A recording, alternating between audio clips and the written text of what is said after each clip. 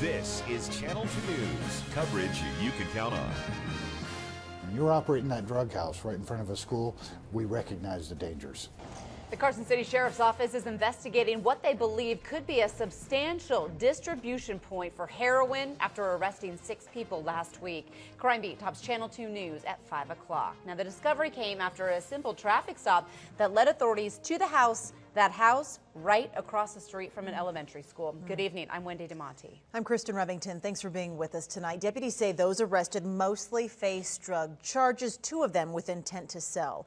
Paul Nelson spoke with Carson City Sheriff Ken Furlong about the arrests and joins us live in the newsroom. Paul, how did this drug bust happen anyway? Well, Kristen, it started with a simple traffic stop, but Furlong says it was good police work that led them to the house. He says these types of arrests can save lives. In fact, 2 people have died in Carson City in the past 2 weeks from suspected drug overdoses.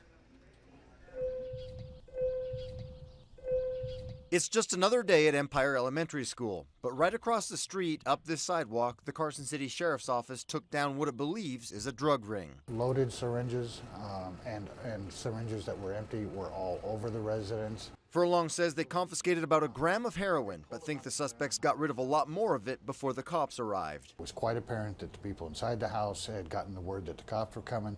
People were fleeing rapidly, and that's why we had to move in so quickly. Heroin, bags with methamphetamine residue, and prescription pills were taken from the house. A marijuana grinder and pipe and other drug paraphernalia were also taken as evidence.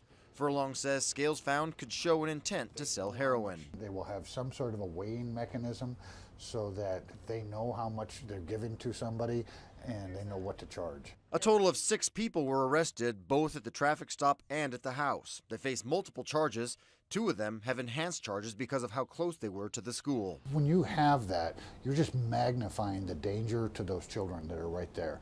Anything can happen. Furlong says heroin and meth are problems around the country and thinks this neighborhood would have likely seen a spike in crime if it weren't for the drug bust. You talk about heroin and you talk about methamphetamines, you're talking about burglaries, we're talking about robberies.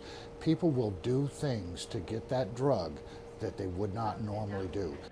Some of the suspects have been released, and Furlong hopes that arrests like these can help save lives by getting people treatment before it's too late. It also gives them a chance to be proactive and see if they can find out where the drugs are coming from and who is supplying them. Covering Crime Beat live in the newsroom, Paul Nelson, Channel 2 News.